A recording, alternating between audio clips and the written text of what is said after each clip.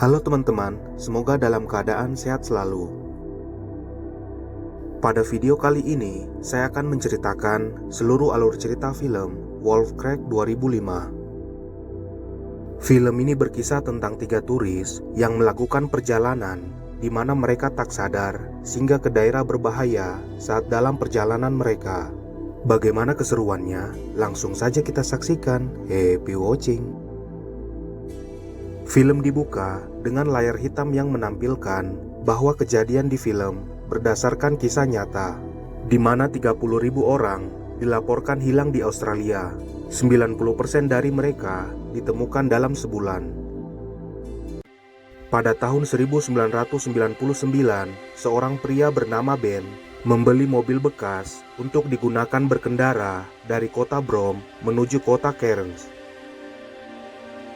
di mana dia bersama teman lainnya bernama Liz dan Christy. Dia pun memperbaiki mobil tersebut. Di malam harinya, mereka melakukan selebrasi perjalanan yang akan memakan waktu perjalanan 2 minggu. Keesokan harinya, mereka pun berangkat dengan mengendarai mobil tersebut. Terlihat ketiganya sangat menikmati perjalanan. Mereka pun singgah di Halsker, bermalam di lapangan mobil khusus backpacker, di mana Ben menceritakan tentang suatu tempat yang akan mereka lewati bernama Wolf Creek, yang mempunyai sejarah tentang jatuhnya meteor di tempat tersebut, di mana ditemukan oleh seorang pria dan telah menjadi ikon sekaligus tempat wisata turis ketika mendatangi kota Wolf Creek. Keesokan harinya, mereka pun tiba di Emu Creek, lalu singgah di pom bensin sekitar. Mereka pun singgah mengisi bahan bakar mobil, dan Christy bergurau, mendambakan seorang pria aneh mengajaknya berkencan saat tiba nanti.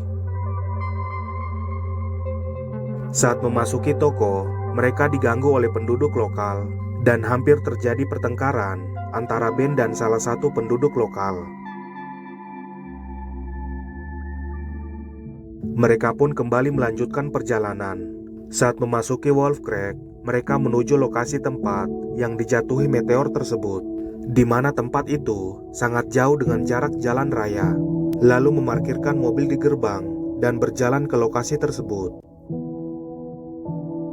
Mereka pun bersantai di lokasi itu, berbincang tentang indahnya tempat tersebut, dengan cuaca mendung yang meliputi daerah itu.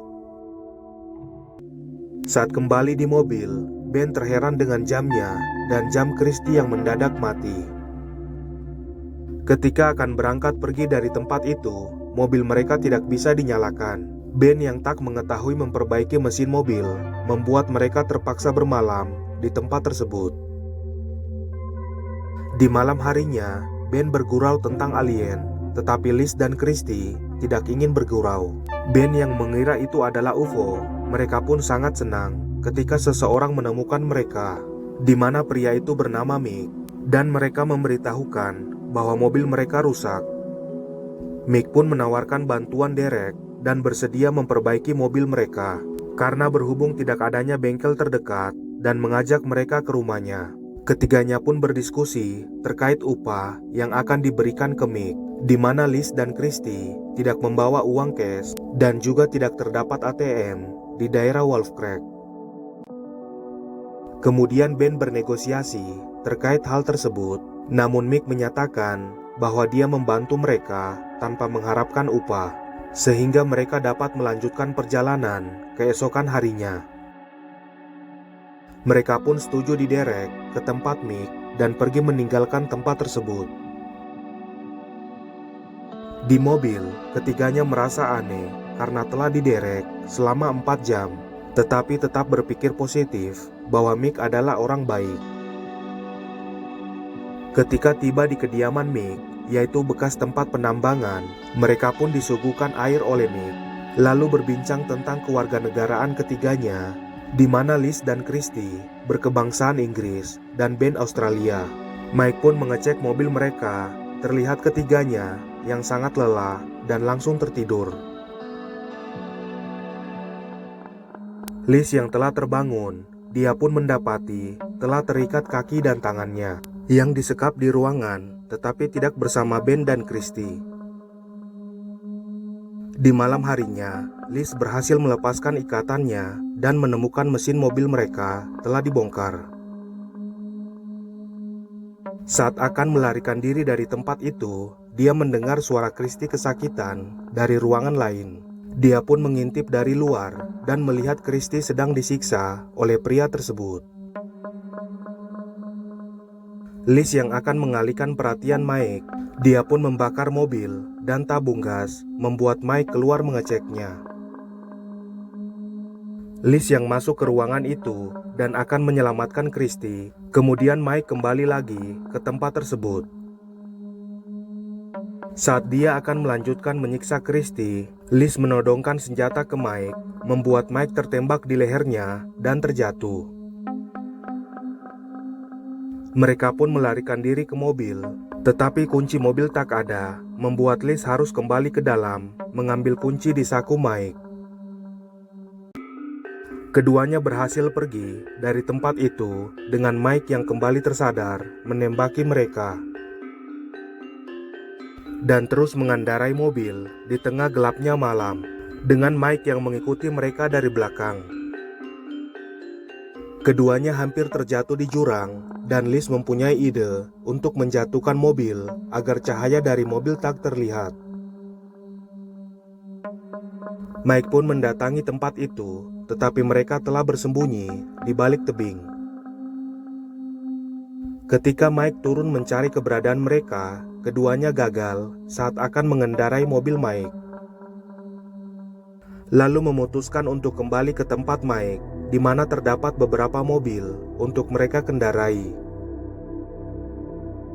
Saat telah tiba di sekitar tempat Mike, Liz mengarahkan agar Christy tetap menunggu. Jikalau dirinya tak datang dalam 5 menit, dia menyuruh Christy agar berjalan menuju jalan raya.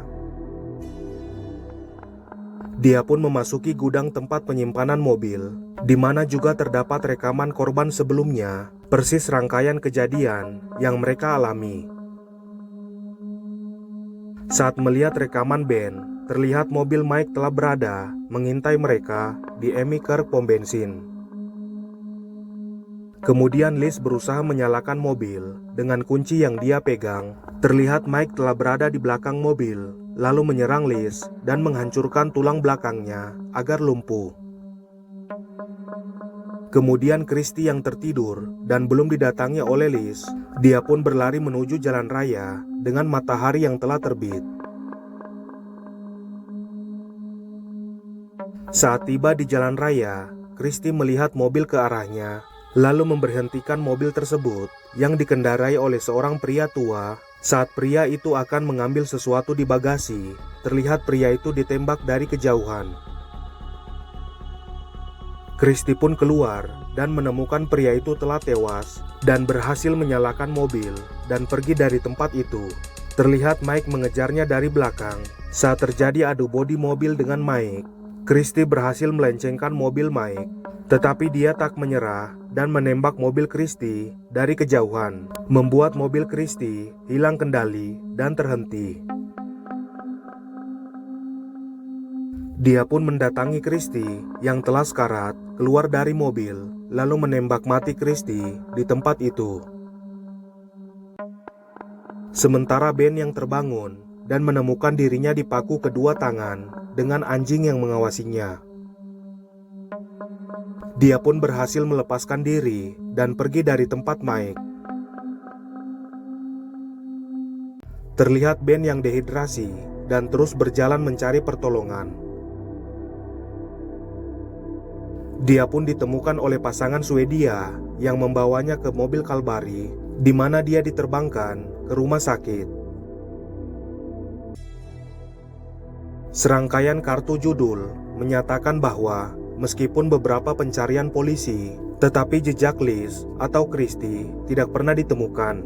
Penyelidikan awal atas kasus ini yang tidak terorganisir terhambat oleh kebingungan atas lokasi dan kurangnya bukti fisik dan dugaan yang tidak dapat diandalkannya satu-satunya saksi. Setelah 4 bulan dalam tahanan polisi, Ben dibebaskan dari kecurigaan. Dan film berakhir dengan Mike yang berjalan menuju matahari terbenam dengan senapannya.